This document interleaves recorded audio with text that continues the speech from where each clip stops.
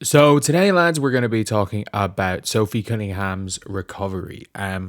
Apologies for the awful lighting in the background of this room. For some reason, it's just particularly bad today. And don't worry, I'm flying home tonight. I'm just bulk recording videos. It's 9 o'clock in the morning, so I'm bulk recording all my videos before I have to check out in 2 hours. But anyway, I saw this picture of Sophie Cunningham, and I was like, "Oh shit." I'm like, "Oh shit." Like her, you can see how much rehab there is to be done, like how much bigger one of her legs is than the other. Like, not ideal. Someone just said, "Is there something wrong with the picture? Her right leg's half the size of her left." And I'm like, well, kinda that she's just come back off an injury. My guess, if she's out of the brace, is that she's healed, but she needs to rehab. Healing's half the time. Like, as someone who has snapped an Achilles, my right leg, it took a year. Like, I didn't attack rehab properly. Like, I didn't take it seriously enough because I had no plans at the time of going back playing basketball.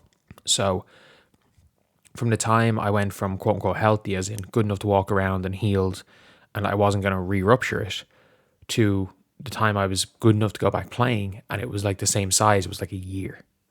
But let's take a look at her Instagram right here, because I think she has been posting about it. Still sitting here because I can't move, but I'm just getting done with rehab, knee rehab, that is, I should clarify. And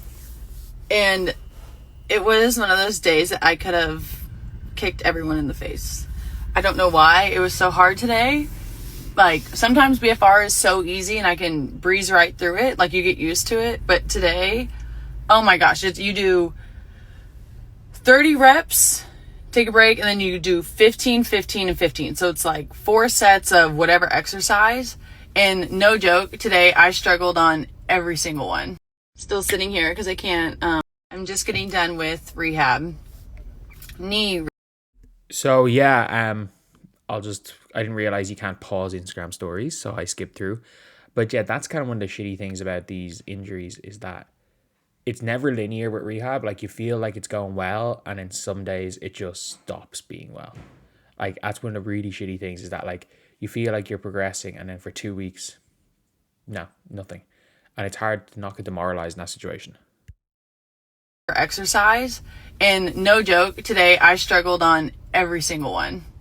It was rough. Like, I need to go take a 10-hour nap and go lay by the pool, but I can't. I have a huge busy day today. This is great. Still sitting here because I can't move, but I did shoot today for the first time.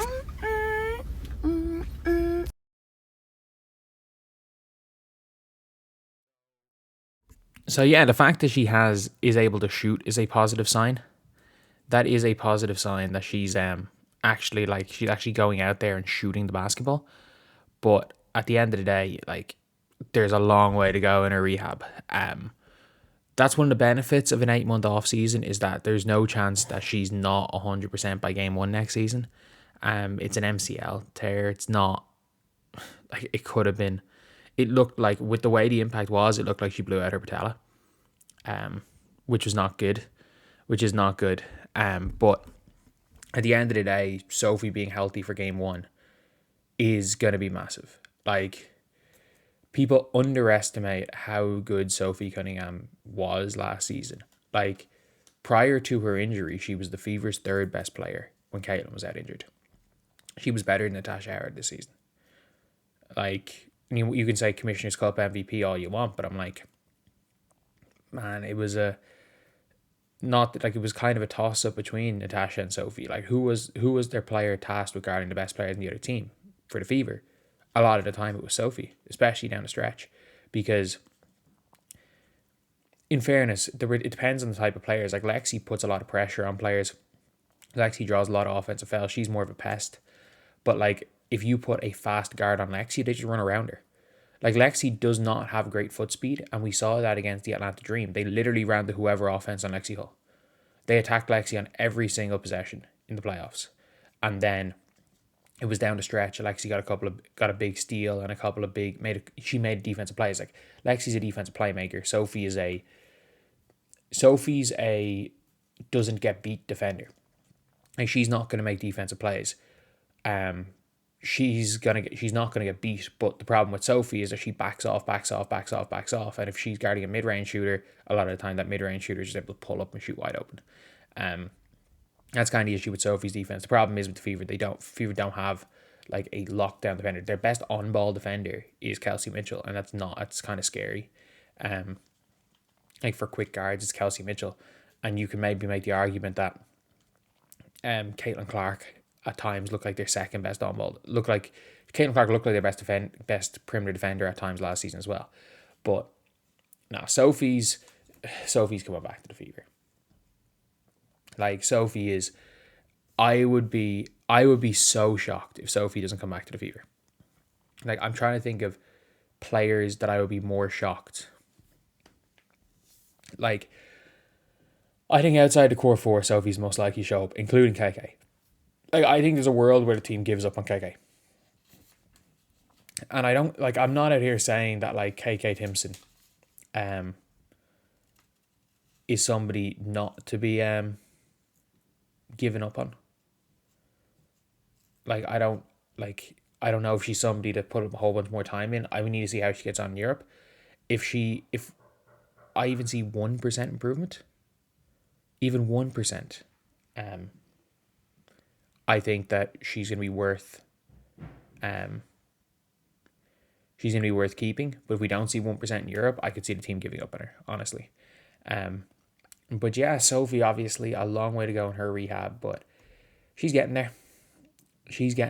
And Caitlin, we're seeing her playing golf, which means she must be very, very close to being ready. It's just a pity, like, had they gone into the playoffs.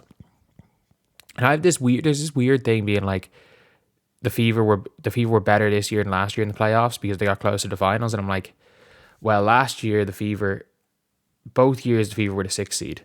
There's a big difference in facing last year's Sun team with Alyssa Thomas, Dewana Bonner before she fell off, Marina Mabry, Dejanay, Veronica Burton coming off the bench, Ty Harris. Like that team's so much better than the Dream Team they beat. And also, we have to be honest here, the Aces this year would have lost to every single team in the Final Four last year. Like a healthy Lynx, a healthy Liberty, a healthy Sun, and the Aces were better last year than they were this year. It's just everybody got injured for the playoffs. Like the Aces benefited from the fact that they were the only team that stayed healthy for the entire playoffs. So yeah, it'll be interesting to see the Fever run it back. And I'm very, very much, people are being like, oh, the Fever would have won this year. If they run it back with the exact same group, they'll win next year. No, they fucking won't. That is 4th seed written all over it. Fever running it back with the exact same group. I've seen people saying they should run it back with Odyssey and Ari, and I'm like, do you want Caitlin to play 15 minutes a game? Or do you want one of them to get the MPs? Because it doesn't make any sense doing that. But anyway, yeah, I'll see you guys.